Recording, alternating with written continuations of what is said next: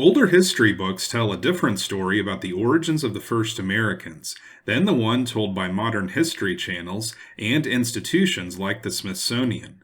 Today we will journey back in time to 1831, when a man named Alexander Scott Withers published the book Chronicles of Border Warfare, or a history of the settlements by the whites of northwestern Virginia and of the Indian Wars in that section of the states, with reflections, anecdotes, etc. This book gives a history of the United States, centered on the settlers of northwestern Virginia, who were primarily Scots-Irish Presbyterian dissenters. But before we hear about these settlers, we will now hear about the history of the first Americans, as it was known to Virginians like Alexander Withers, back in 1831. It is highly probable that the continent of America was known to the ancient Carthaginians, and that it was the great island Atlantis, of which mention is made by Plato, who represents it as larger than Asia and Africa. The Carthaginians were a maritime people, and it is known that they extended their discoveries beyond the narrow sphere which had hitherto limited the enterprises of the mariner. And although Plato represents Atlantis as having been swallowed by an earthquake, and all knowledge of the new continent, if any such ever existed, was entirely lost, still it is by no means improbable that it had been visited by some of the inhabitants of the Old World, prior to its discovery by Columbus in 1492. When America was first visited by Europeans, it was found that its inhabitants were altogether ignorant of the country from which their ancestors had migrated, and of the period at which they had been transplanted to the New World. And although there were among them traditions seeming to cast light upon these subjects, yet when thoroughly investigated, they tended rather to bewilder than to lead to any certain conclusion. The origin of the natives has ever since been a matter of curious speculation with the learned. Conjecture has succeeded conjecture, hypothesis has yielded to hypothesis, as waves recede before wave. Still it remains involved in a labyrinth of inexplicable difficulties, from which the most ingenious mind will perhaps never be able to free it. In this respect, the situation of the aborigines of America does not differ from that of the inhabitants of other portions of the globe. An impenetrable cloud hangs over the early history of other nations, and defies the researches of the learned in any attempt to trace them to their origin. The attempt has nevertheless been repeatedly made, and philosophers arguing from a real or supposed conformity of one people to another have vainly imagined that they had attained to certainty on these subjects. Nor is this to be at all wondered at when we reflect on the barbarous state of those nations in their infancy, the imperfection of traditionary accounts of what had transpired centuries before, and in many instances the entire absence of a written language, by which either to perpetuate events or enable the philosopher by analogy of language to ascertain their affinity with other nations. Conjectural then as must be every disquisition as to the manner in which this continent was first peopled, still however as many men eminent for learning and piety have devoted much labor and time to the investigation of the subject, it may afford satisfaction to the curious to see some of those speculations recorded. Discordant as they are in many respects, there is nevertheless one fact as to the truth of which they are nearly all agreed. Mr. Jefferson is perhaps the only one of those who have written on the subject who seems to discredit the assertion that America was peopled by immigrants from the Old World. How well the conjecture that the eastern inhabitants of Asia were descendants of the Indians of America can be supported by any knowledge which is possessed by different languages spoken by the aborigines will be for others to determine. Among those who have given to the world their opinions on the origin of the natives of America is Father Joseph Acosta, a Jesuit who is for some time engaged as a missionary among them. From the fact that no ancient author has made mention of the compass, he discredits the supposition that the first inhabitants of this country found their way here by sea. His conclusion is that they must have found a passage by the north of Asia and Europe, which he supposes to join each other, or by those regions which lie southward of the Straits of Magellan. Gregorio Garcia, who was likewise a missionary among the Mexicans and Peruvians, and from the traditions of those nations and from the variety of characters, customs, languages, and religion observable in the New World, has formed the opinion that it was peopled by several different nations. John de Layet, a Flemish writer, maintains that America received its first inhabitants from Scythia or Tartary, and soon after the dispersion of Noah's grandsons, the resemblance of the northern Indians in feature, complexion, and manner of living, to the Scythians, Tartars, and Samohades, being greater than to any other nations. Emmanuel de Morax, in his History of Brazil, says this continent was wholly peopled by the Carthaginians and Israelites. In confirmation of this opinion, he mentions the discoveries which the Carthaginians are known to have made beyond the coast of Africa, the progress of these discoveries being stopped by the Senate of Carthage, those who happen to be in the newly discovered countries, cut off from all communication with their countrymen, and being destitute of many of the necessaries of life, easily fell into a state of barbarism.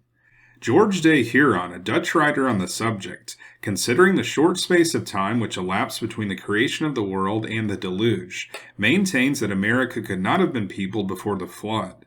He likewise supposes that its first inhabitants were located in the north, and that the primitive colonies extended themselves over the whole extent of the continent by means of the Isthmus of Panama. It is his opinion that the first founders of these Indian colonies were Scythians, that the Phoenicians and Carthaginians subsequently got to America across the Atlantic, and the Chinese across the Pacific Ocean, and that other nations might have landed there by one of these means, or been thrown on the coast by tempest. Since, through the whole extent of the continent, both in its northern and southern parts, there are evident marks of a mixture of the northern nations with those who have come from other places. He also supposes that another migration of the Phoenicians took place during a 3 years' voyage made by the Tyrian fleet in the service of King Solomon. He asserts on the authority of Josephus that the port at which this embarkation was made lay in the Mediterranean. The fleet, he adds, went in quest of the elephant's teeth and peacocks to the western coast of Africa, which is Tarshish, then for gold to Ophir, which is Haiti or the island of Hispaniola. In the latter opinion, he is supported by Columbus, who, when he discovered that island, thought he could trace the furnaces in which the gold had been refined. Monsieur Charlevoix, who traveled through North America, is of opinion that it received its first inhabitants from Tartary and Hyrcania. In support of this impression, he says that some of the animals which are to be found here must have come from those countries, a fact which would go to prove that the two hemispheres joined to the northward of Asia. And in order to strengthen his conjecture, he relates the following story, which he says was told to him by Father Gralin, a French Jesuit, as a matter of fact. Father Gralin said that after having labored some time in the missions of New France, he passed over to China. One day as he was traveling in Tartary, he met a Huron woman whom he had known in Canada. He asked her by what adventure she had been carried into a country so very remote from her own. She replied that having been taken in war, she was conducted from nation to nation until she reached the place where she then was. Monsieur Charlevoix narrates another circumstance of a similar kind. He says that he had been assured another Jesuit had met with a Floridian woman in China. She also had been made captive by certain Indians, who gave her to those of a more distant country, and by these again she was given to those of another nation, till having been successively passed from country to country, and after having traveled through regions extremely cold, she at length found herself in Tartary. Here she had married a Tartar, who had attended the conquerors in China, and with whom she then was. Arguing from these facts, and from the similarity of several kinds of wild beasts which are found in America, with those of Hyrcania and Tartary, he arrives at what he deems a rational conclusion, that more than one nation in America had Scythian or Tartarian extraction. Charlevoix possessed a good opportunity of becoming acquainted with the character and habits of the American Indians. His theory, however, has been controverted by some, possessing equal advantages of observation. Mr. Adair, an intelligent gentleman who resided among the nations during the space of 40 years, and who became well acquainted with their manners, customs, religions, traditions, and language, has given to them a very different origin. Mr. Adair says that from the most exact observation he could make, during the long time which he traded among the Indians, he was forced to believe them lineally descended from the Israelites, either when they were a maritime power, or soon after the general captivity. Most probably the latter. He thinks that had the 9 tribes and a half which were carried off by Shalmaneser, king of Assyria, and which settled in Media, remained there long, they would, by intermarrying with the nations of that country, form a natural fickleness and proneness to idolatry, and from the force of example have adopted and bowed before the gods of the Medes and the Assyrians, and have carried them along with them. But he affirms that there is not the least trace of this idolatry to be discovered among the Indians, and hence he argues that those of the 10 tribes who were the forefathers of the natives soon advanced eastward from Assyria, and reached their settlements in the new continent before the destruction of the first temple. In support of the position that the American Indians are thus descended, Mr. Adair adduces among others the following arguments. First, their division into tribes. As each nation has its particular symbol, so each tribe has the badge from which it is denominated. The sachem is a necessary part in conveyances and treaties, to which he affixes the mark of his tribe. If we go from nation to nation among them, we shall not find one who does not distinguish himself by his respective family. When we consider that these Indians have been upwards of 20 centuries without the aid of letters to carry down their traditions, it cannot be reasonably expected that they should still retain the identical names of their primogenial tribes, their main customs corresponding with those of the Israelites, sufficiently clear the subject. Moreover, they call some of their tribes by the names of their cherubinical figures, which were carried on the 4 principal standards of Israel. Second, their worship of Jehovah. By a strict, permanent divine precept, the Hebrew nation was ordered to worship at Jerusalem Jehovah the true and living God, who by the Indians is styled Yahweh. The 72 interpreters have translated this word so as to signify Sir, Lord, Master, applying to mere earthly potentates, without the least signification or relation to that great and awful name, which describes the divine presence. Third, their notions of a theocracy. Agreeably to the theocracy or divine government of Israel, the Indians think the deity to be the immediate head of state. All the nations of Indians have a great deal of religious pride, and an inexpressible contempt for the white people. In their war orations they used to call us the accursed people, but flatter themselves with the name of the beloved people, because their supposed ancestors were, as they affirm, under the immediate government of the deity, who was present with them in a peculiar manner, and directed them by prophets, while the rest of the world were aliens to the covenant. When the old Archimagus or any of their magi is persuading the people at their religious solemnities to a strict observance of the old beloved or divine speech, he always calls them the beloved or holy people, agreeably to the Hebrew epithets, Ami, my people, during the theocracy of Israel. Fifth, their language and dialects. The Indian language and dialects appear to have the very idiom and genius of the Hebrew.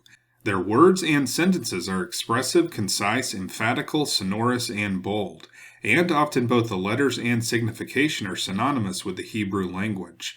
Of these, Mr. Adair cites a number of examples. Sixth, their manner of counting time. The Indians count time after the manner of the Hebrews. They divide the year into spring, summer, autumn, and winter.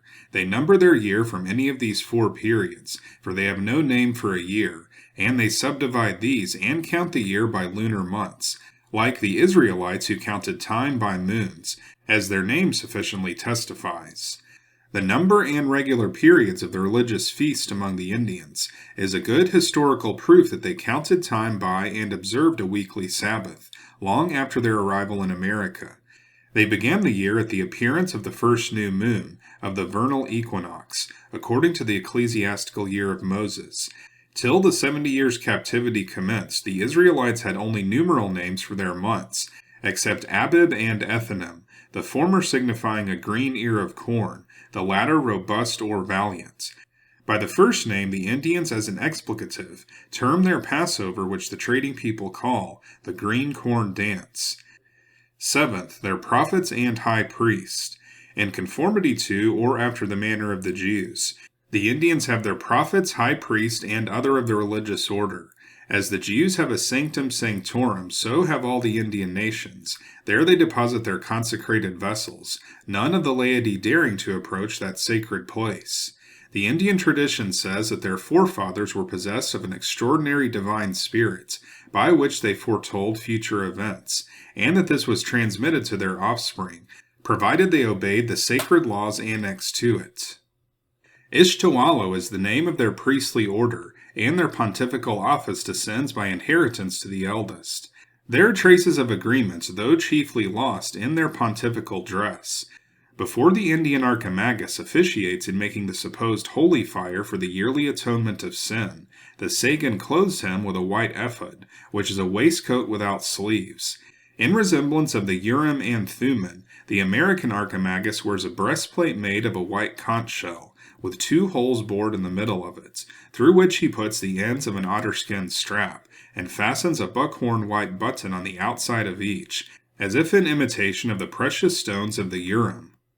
In remarking upon this statement of Mr. Adair, Faber, a learned divine of the Church of England, has said that Ishtualo, the name according to Adair of the Indian priests, is most probably a corruption of Ishta Eloah, a man of God, the term used by the Shunammitish woman in speaking of Elisha, and that Sagan is the very name by which the Hebrews called the deputy of the high priest, who supplied his office and performed the functions of it in absence of the high priest, or when any accident had disabled him from officiating in person.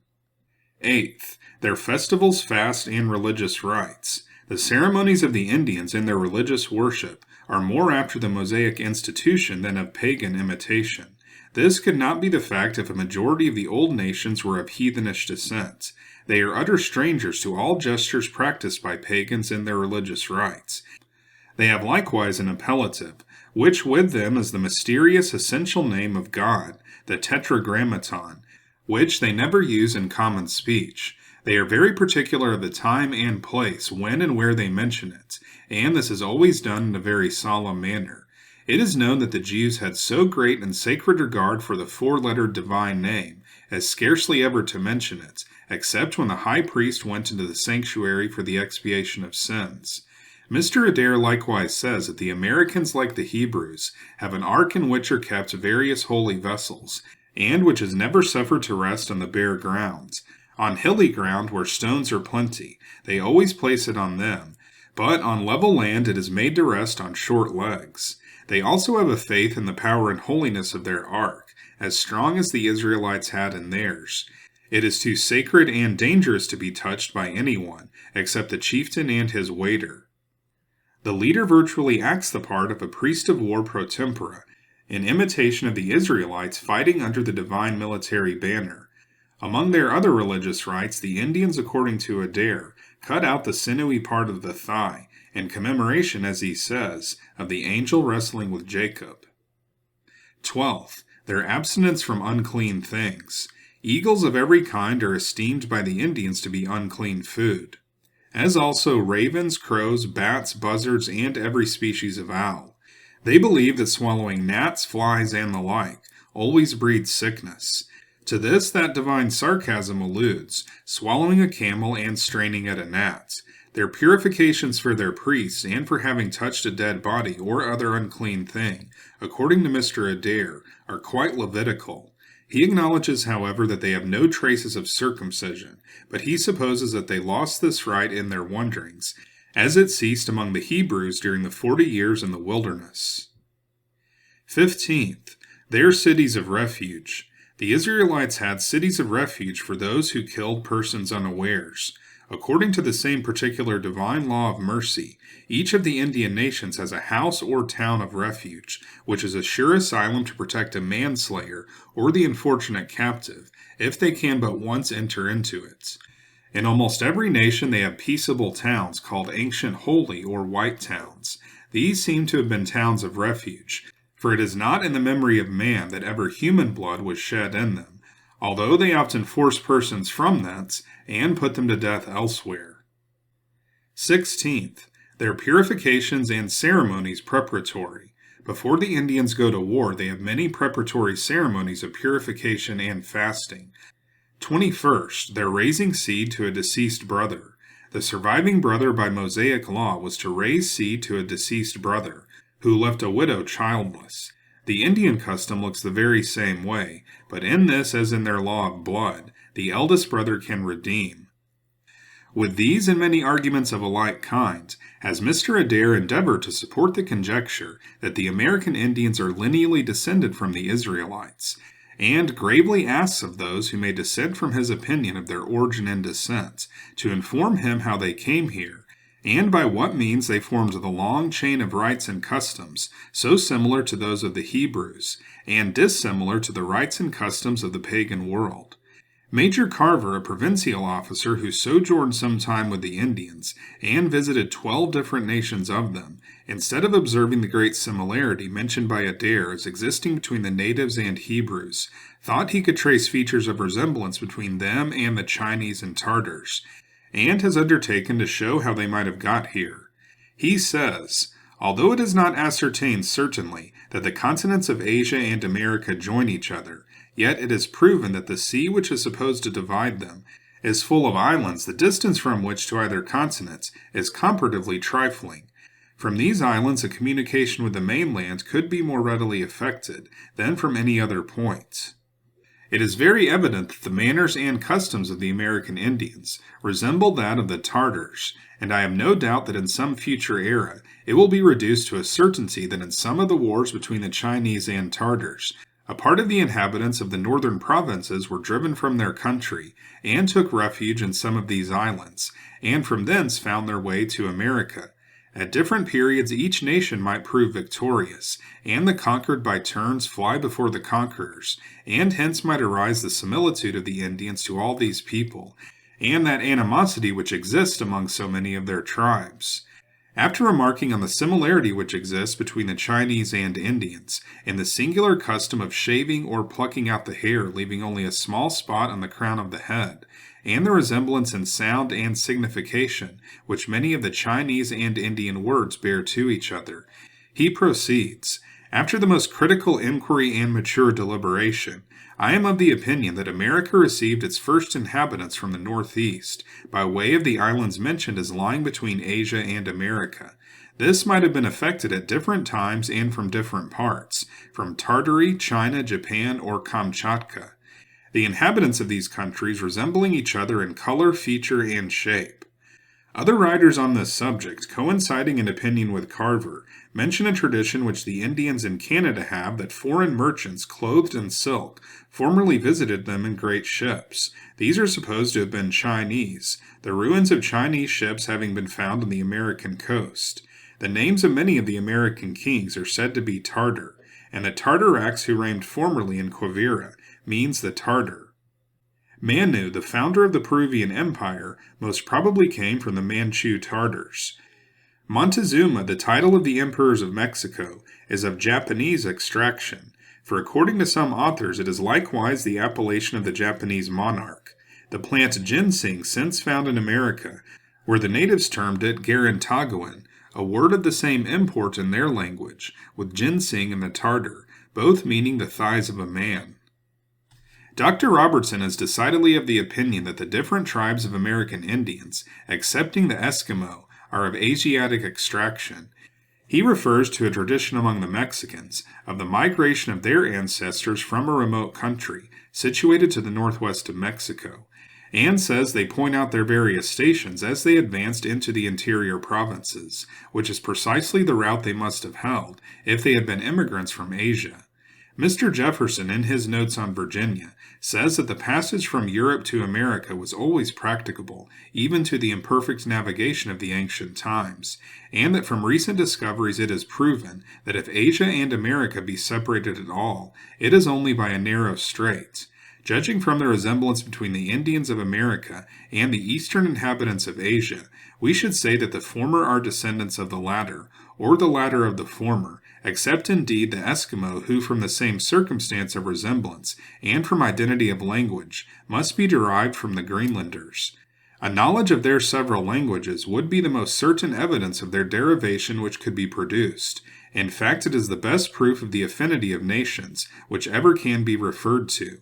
After regretting that so many of the Indian tribes have been suffered to perish without our ever having collected and preserved the general rudiments of their language, he proceeds, imperfect as is our knowledge of the tongue spoken in America, it suffices to discover the following remarkable facts, arranging them under the radical ones to which they may be palpably traced, and doing the same by those of the red men of Asia.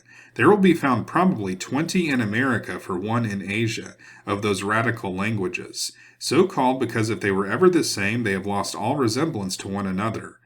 A separation into dialects may be the work of a few ages only. But for two dialects to recede from one another, till they have lost all vestiges of their common origin, must require an immense course of time, perhaps not less than many people give to the age of the earth. A greater number of those radical changes of language having taken place among the red men of America proves them of greater iniquity than those in Asia. Indian traditions say that in ancient days the great island appeared upon the big waters. The earth brought forth trees, herbs, and fruits, that there were in the world a good and a bad spirit. The good spirit formed creeks and rivers on the great islands, and created numerous species of animals to inhabit the forest, and fishes of all kinds to inhabit the water. He also made two beings to whom he gave living souls, and named them Iroquois, real people. Subsequently, some of them became giants, and committed outrages upon the others. After many years, a body of Iroquois people encamped on the bank of a majestic stream, which they named Kanagawa, St. Lawrence. After a long time, a number of foreign people sailed from a part unknown, but unfortunately the winds drove them off, and they ultimately landed on the southern part of the great island, and many of the crew perished. Those who survived selected a place for residence, erected fortifications, became a numerous people, and extended their settlements. Thus, various and discordant are the conjectures respecting the manner in which this continent was first peopled. Although some of them appear more rational than others, yet are they at best but hypothetical disquisitions on a subject which will not now admit of certainty. All agree that America was inhabited long anterior to its discovery by Columbus, and by a race of human beings, who, however numerous they once were, are fast hastening to extinction. Some centuries hence, and they will no more be known. The few memorials which the ravages of time have suffered to remain of them, in those portions of the country from which they have been long expelled, have destruction dealt them by the ruthless hand of man. History may transmit to after ages the fact that they once were, and give their local habitation and their name. These will probably be received as the tales of fiction, and posterity be at as much loss to determine whether they ever had an existence, as we are now to say from whence they sprang. I have stood upon Achilles' tomb, and heard Troy doubted. Time will doubt of Rome. So that is the end of this chapter devoted to the history concerning the first inhabitants of America, from Alex Wither's 1831 book, Chronicles of Border Warfare. This book focuses mainly on the period from the beginning of the French and Indian War in 1754 to General Wayne's victory in 1795. But the author devotes this chapter in the introduction to providing an overview of the most popular ideas at that time about where the first Americans came from. One possibility he mentioned is that many different groups may have come to America at different times, and at different locations. For example, the Carthaginians and other groups from the Mediterranean, Europe, or Africa may have reached the eastern portion of South America or Hispaniola, while the Tartars, Japanese, and Chinese may have all reached the western portion of North America. The last story we read is one that we covered in a previous video from David Cusick's 1828 book, Sketches of the Ancient History of the Six Nations. I will post a link to that video in the description below. One realistic possibility is that this group that arrived at the St. Lawrence River were Europeans, possibly Vikings. They may have been considerably larger than the native tribes, with pale skin and red hair. Several of the historians cited in this chapter believe that the first Americans came from China or Tartary. The Tartars, or the Tatars, are an ethnic group from parts of Russia and Siberia, who were later incorporated into the Mongol Empire. They seem to bear a strong resemblance to many Native Americans. Probably the most controversial theory that we read about was James Adair's theory that the first Americans were descended from the 10 lost tribes of Israel. However, it is at least possible that some groups from ancient Israel may have migrated over time to areas of Scythia and Tartary, and then further east until they reached the New World. Adair primarily interacted with the southeastern tribes of the United States, such as the Cherokees, Chickasaws, Choctaws, and Creeks. It is possible that this group had some unique origin that traced back to ancient Israel that was not shared by other Native American tribes. I am now going to read a section from this 1921 book by Emmett Starr, titled, History of the Cherokee Indians and Their Legends and Folklore. This book corroborates many of the statements made by Adair. However, the author provides a different explanation as to where the Judeo-Christian traditions originated from. When the early missionaries came among the Cherokees, they were astonished at the similarity of the religious traditions of the Cherokees to the biblical accounts. In recounting the religious views of the Cherokees, they stated that from time immemorial, the tribe had been divided in sentiments, that while the greater part had been idolatrous, worshipping the sun, moon, stars, and other gods, a small portion denied that system and taught that there were three beings above, who created all things, and will judge all men, that they fixed the time and manner of death. Their names were Uahedaqua, the great head of all power, Atanoti, and Usquahula. These three beings were said to be almost unanimous in thought and action, and always will be. They sit on the three white seats above, and are the only objects to which worship and prayer should be directed.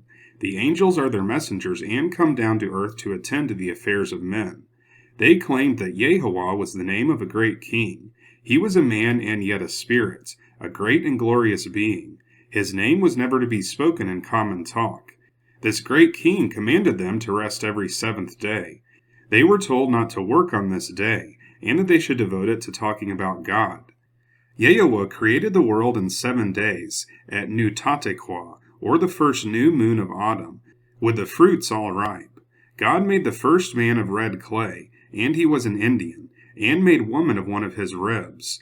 All people were Indians or red people before the flood. They had preachers and prophets who taught the people to obey God and their parents. They warned the people of the approaching flood, but said that the world would only be destroyed by water once, and that later it would be destroyed by fire, when God would send a shower of pitch, and then a shower of fire which would burn up everything. They also taught that after death, the good and the bad would be separated. The good would take a path that would lead to happiness, where would always be light, but the bad would be urged along the other path which would lead to a deep chasm, over which lay a pole with a dog at each end. They would be urged onto this pole, and the dogs, by moving it, would throw them off into the gulf of fire beneath. But if they got over, they would be transfixed with red-hot bars of iron, and thus be tormented forever. A little before the flood, men grew worse and worse. At length God sent a messenger from above to warn the people of the flood, unless they turned from their wickedness. God then told a man to make a house that would swim, take his family and some of the different kinds of animals into it. The rain commenced and continued for 40 days and nights, while the water at the same time gushed out of the ground, so that as much came up as came down from the clouds. The house was raised upon the waters and borne away. At length the man sent out a raven, and after some time sent a dove, which came back with a leaf in her mouth. Soon after this the man found the house was resting on dry ground, on the top of a mountain. This being the spring of the year, the family and all the animals left the house, and the family descended to the bottom of the mountain, and commenced their farming operations. The Cherokees detailed to the missionaries parallels to practically every one of the stories of the Bible. They called Abraham Aquahami. Moses was called Wasi. These accounts were so circumstantial that many investigators were led to believe that the Cherokees were of Semitic origin. But it is probable that they had been told these stories by Priber during his short stay among them, and that they had forgotten their origin within 70 years, and attributed it to legends that had descended from the mythical Kutani and their primal religion. On account of the fact that the Cherokees thought that the missionaries were bringing back to them their old religion, it was a comparatively easy task to convert them from a tribe of savages to a Christian nation within the comparatively short period of 30 years. When they were converted, they, at the behest of the missionaries, cast aside every vestige of their ancient customs, to such an extent that not any of their mythology has ever been preserved, even among those of the tribe that speak the Cherokee language preferably. So this author, Emmett Starr, writing in 1921, says that the Christian traditions observed among the Cherokee were from the mission of Christian Priber, who lived from 1697 to 1744. Priber was a German missionary who wanted to build a Christian utopia among the Cherokee Indians. So it is possible that these traditions originated from this time period in the early 1700s, when many of the Cherokee were converted to Christianity, and not from a long bloodline that extends back to ancient Israel. Let us know what you think about these ideas and theories in the comments below. This channel is called Unworthy History because we cover actual history that is viewed as unworthy to be shown on history channels on TV, and unworthy of examination by modern scholars. Here on this channel, we focus on keeping this worthy history alive by reading directly from old books. If you'd like to support our mission on this channel, then you can join our Patreon page or become a YouTube channel member. Members will have full access to all of our members-only videos, and your contribution will be recognized at the end of each episode. So if you want to see more episodes like this, then be sure to like and subscribe, and we'll see you next time on Unworthy History.